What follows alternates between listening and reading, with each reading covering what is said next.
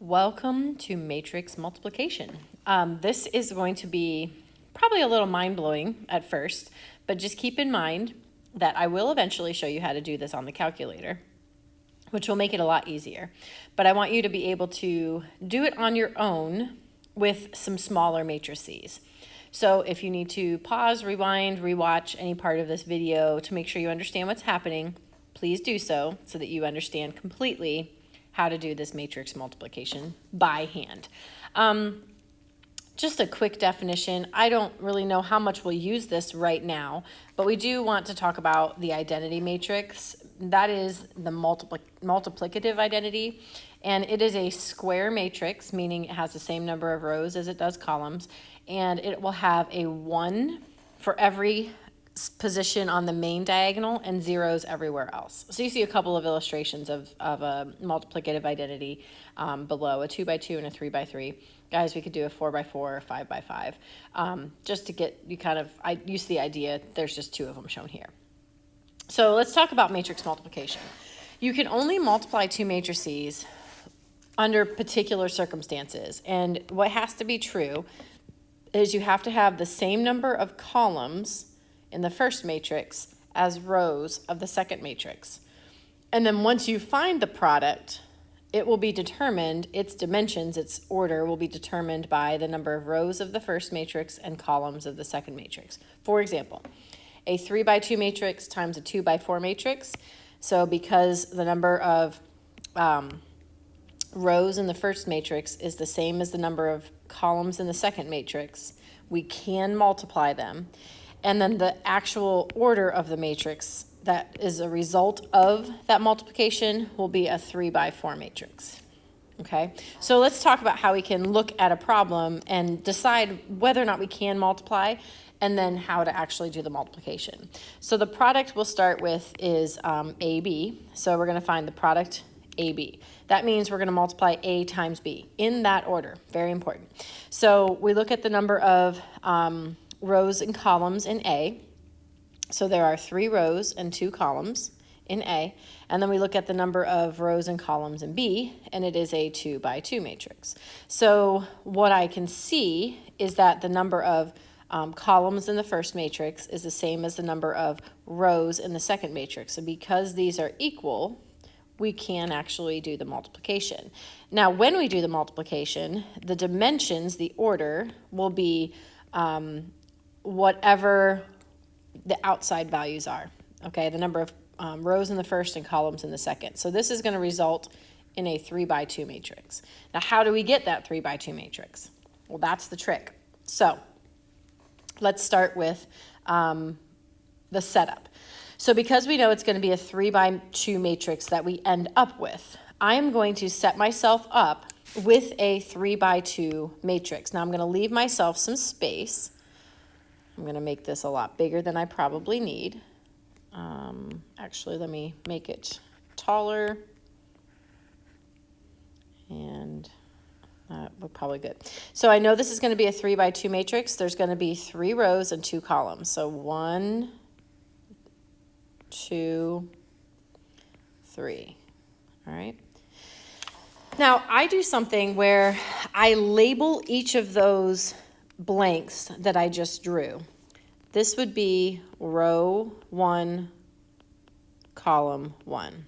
This would be row 1, column 2. Now we've got row 2, column 1, row 2, column 2. This is row 3, column 1, and this is row 3, column 2. Now I do that because the process for finding the product is a little intense, so we want to make sure we're completely organized here and ready to fill in exactly what goes where. So the process for this is I'm going to start out, and I'm going to actually highlight on here because I can erase. For you, I'm not sure how that'll work. Maybe you draw the matrices a couple times and you highlight different parts each time, or you use your pencil to kind of identify the row and column you're using. We can talk about that in class, some other strategies here. But if I want to find what goes in row 1, column 1 of my product matrix, I need to come up to my original matrices, and I'm going to highlight row 1 of the first matrix and column 1 of the second matrix. Now, what I do with that is I'm going to take the -1, and I'm going to multiply the -1, which is the first element in that row, times the 2, which is the first element in that column. So I will take -1 and I will multiply it by 2. To that, I'm going to add 6 times 0. Okay, that is how I'm going to figure out what goes in row 1, column 1. Now, to find out what goes in row 1, column, let's go with, let's just stick with row 1. So row 1, now we'll do column 2. So row 1, column 2, now we're going to focus our attention here. So I'm going to take and just box the first item, circle the second item. So I'm going to do -1 times 3 plus 6 times 9. Because we're doing in our product row 1, column 1, or sorry, row 1, column 2, I take row 1 and column 2 and I multiply the appropriate parts. All right, let's shift now to the second row. Okay, so now I'm going to shift my attention to row 2. So now I've got row 2, column 1. Once again, if it helps, box the first item, circle the second item, and then you multiply the things that are alike. So -4 times 2 plus 5 times 0. Now I need to look at row 2, column 2. So now I take row 2, which I already have highlighted, and look now at column 2. Again, box first item, circle second item, and then write out those products. So -4 times 3 plus 5 times 9. Okay, so now I am finished with row 2. I've got row 2, column 1, row 2, column 2. I'm going to move on to row 3, column 1, and row 3, column 2. So let's get rid of our highlighting here. And this is what I was saying, it's harder to do this on paper. We'll talk about some strategies you can use in class. So now I'm going to do row 3, column 1. Let me box up the first items, circle the second items. So now I have 0 times 2 plus 3 times 0. And then we're going to look at column 2. So we have row 3, which we already have highlighted. Now I need to highlight column 2, and then I'm going to box and circle. So now I have 0 times 3 plus 3 times 9. So this is the hard part, right? This is the part where it takes a lot of focus and you have to be really careful about what goes where. But once I've got that done, now I can actually write what my matrix is. So I need to just do the math here. So -1 times 2 is -2, plus 0 times 6 is 6. So that first element is -2. Then we have -8 plus 0. And here we have 0 plus 0. All right, moving on to column 2, we have -3 plus 54. So that is 51. Here I have -12 plus 45, so that will be 33. And then here I have 0 plus 27. So my product of A times B is this. Okay, let's talk about the product B times A. So if I want to find B times A, remember, the whole process for figuring out whether it's possible to multiply them is to first look at your dimensions. So I know that B is a 2 by 2 matrix and A is a 3 by 2 matrix. So I look at the number of columns in the first matrix and the number of rows in the second matrix, and I check to see if they are the same. These are not the same, which means this product is not even possible.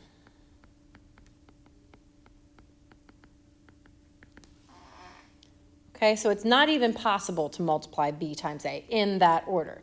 Order matters. So that right here kind of summarizes what we can say about matrix multiplication and the commutative property. Order matters. Okay?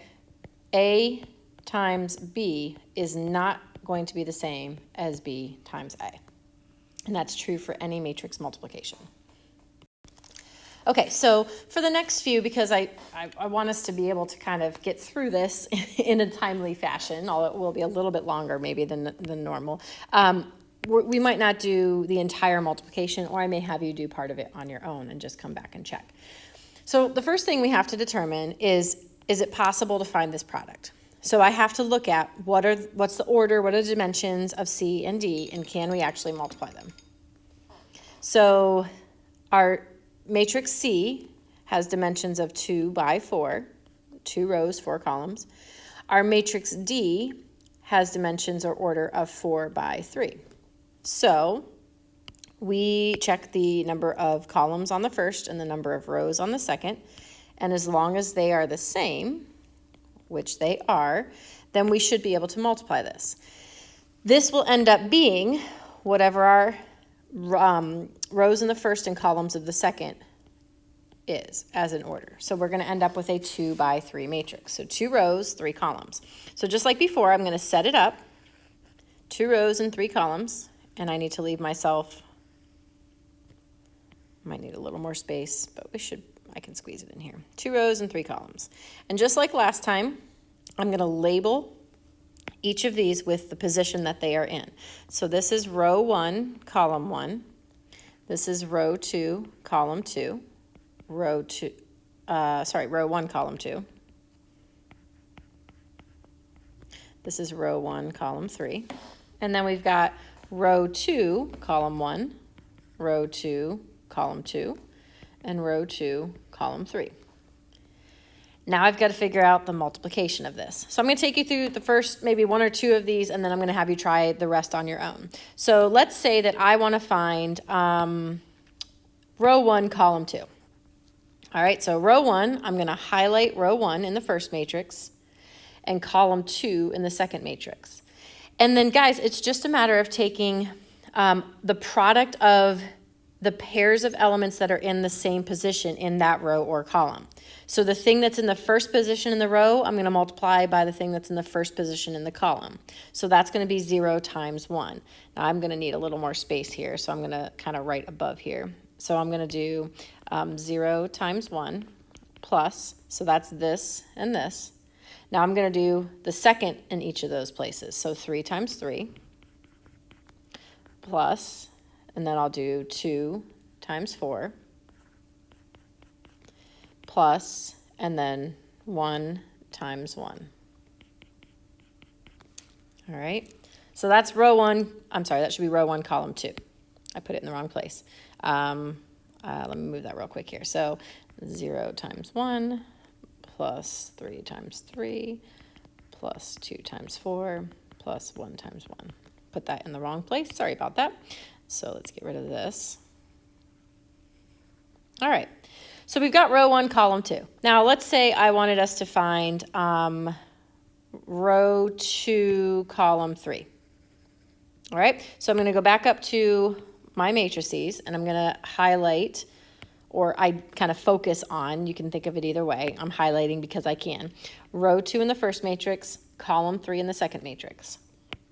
And then once again, I'm going to multiply the pieces that are in the same places. So this -1 times 2 plus 2 times 0 plus 1 times 2, and then plus 0 times 0. Okay, here's what I want you to do. Pause the video, see if you can fill in the other 4 spaces in this matrix, and then come back and check. And then finish actually multiplying it out. So when you're done, you should have the final matrix here. Okay? All right, see you in a minute. If you just want to check your work up to this point, here's what it looks like when you just write out the multiplication pieces. You can pause here and make sure you're good, and then go ahead and finish evaluating. Okay, how'd you do? Let me know in the final question in the Ed puzzle how you did. Looks good. So let's go ahead and move on to another one. Now, let's find the product of CD, so C times D, and then see if we can do D times C. So before we can start the product, we have to decide what the dimensions are, what the order is. So C is a 2 by 2 matrix. D is a 3 by 1 matrix. Well, if we look at the number of rows in the first, the number of columns in the first and rows in the second, quickly we can tell those are not the same. So C times D is not possible. Okay, so let's look at D times C. So our dimensions there, our order there, 3 by 1 and 2 by 2. Once again, check the number of columns in the first and the number of rows in the second, and they need to be the same in order to be able to multiply, and these are also not the same. So this is also not possible. So it is completely likely that you could have two matrices that you just cannot multiply together. Okay, let's try one or two more here. So let's start with EF. First thing we have to do, once again, check the order, the dimensions. This first matrix has an order of 4 by 3. The second matrix has an order of 3 by 4. So when we check the number of columns in the first matrix and the number of rows in the second matrix, we see they are the same. So we can go ahead and multiply them. So E times F is going to have dimensions that are the number of rows in the first matrix and columns in the second matrix. So it's going to end up being a 4 by 4 matrix. So I'm going to, just like I did before, now this one's a little bit larger, right? We have 4 rows and 4 columns. I'm just going to make a big old matrix here. 4 columns and 4 rows. I might need to make this a little bit larger yet. Yep, because that's only 3. So let me just make this a little bit larger.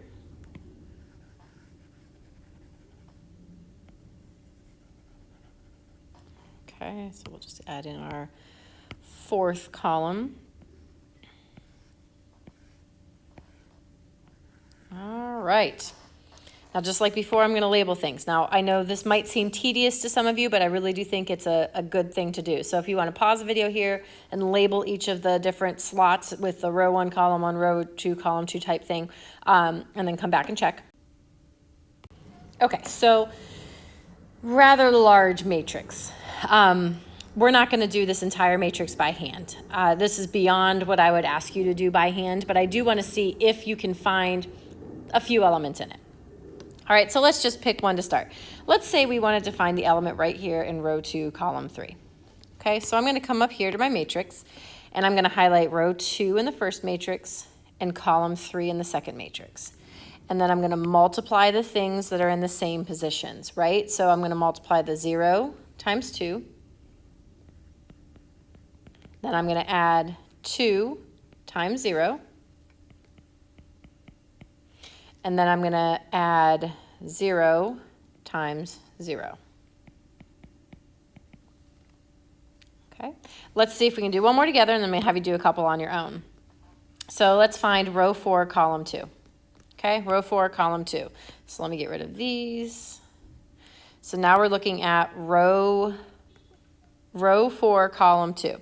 So row 4 in the first matrix, column 2 in the second matrix. And now let's multiply the pieces together. So we would have 1 times 3 plus 3 times 2 plus 2 times 6. All right. Here's what I want you to do. I would like you to pause the video and try to find just a couple more elements, all right? So why don't you try to find something here, row 3, column 4. And let's say, let's do another one interesting here. Let's, how about row 1? No, we did one in column 4. Let's do row 2, column 1. Okay, do those 2 elements, come back, check your answer, see if you have the right things in the right spots, and then we'll talk about how to finish. Okay, so at this point, you should have found these things. If you want to pause the video, make sure they're right.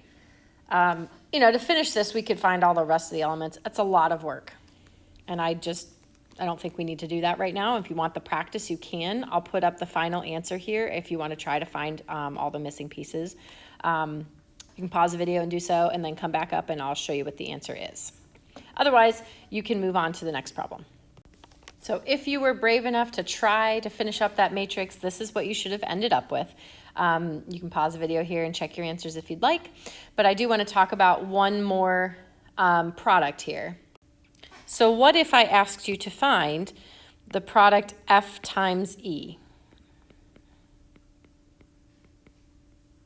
Now we're not going to do this, but I just want to look at how, you know, we would figure out what the order is going to be for that matrix. So remember, matrix F was a 3 by 4 matrix, and matrix E is a 4 by 3 matrix. So when we look at the number of columns in the first matrix and number of rows in the second matrix, we see that they are, in fact, the same, which means that we can do the multiplication. So then we look at, well, what are the number of rows in the first and the number of columns in the second, and we end up with seeing that F times E is going to end up being a 3 by 3 matrix. Now, we could absolutely do that multiplication the same way we set this up. I don't think we need to. If you're really curious about it, you can try, and if you want to check your answer with me in class, that's fine. In fact, I'll pause the video and put it in here right now. If you're really curious and you want to test yourself, you can try this multiplication out, and I'll put the answer in here right now. So if you're curious and you tried it, there's the answer for that. Don't have to. That's completely optional. Just if you want to test yourself and see if you can get it, that's what it should end up being. All right, the only thing I want to look at here, we've done enough actual multiplication, so we're not going to do this problem. But I do want to ask you a question about the second question here. So if this were to be the identity matrix, okay, that's what we talked about on that very first, the very first thing we talked about, where it's the ones on the main diagonal, it's a square matrix, and zeros everywhere else where we don't have ones. I want to know if the identity matrix were first, what would the dimensions have to be so that we can multiply it by the matrix we see here? So let's work this backwards. The number of rows and columns we have in that second matrix is 2 rows by 3 columns. So if we wanted to multiply an identity matrix by that, we have to match up the number of rows in the second matrix with the number of columns in the first matrix, right? So if you think about it like that, these two numbers, these two numbers have to be the same, which means this has to be a 2. Now, if that's a 2, we talked about the identity matrix is a square matrix. This would also have to be a 2. So our identity matrix would look like this. We have a 2 by 2 matrix. We start with a 1, and then along that main diagonal, we're going to have all 1s. So it'll look something like this. All right, let me know if you have any questions, and we'll talk about this here in class in just a few minutes.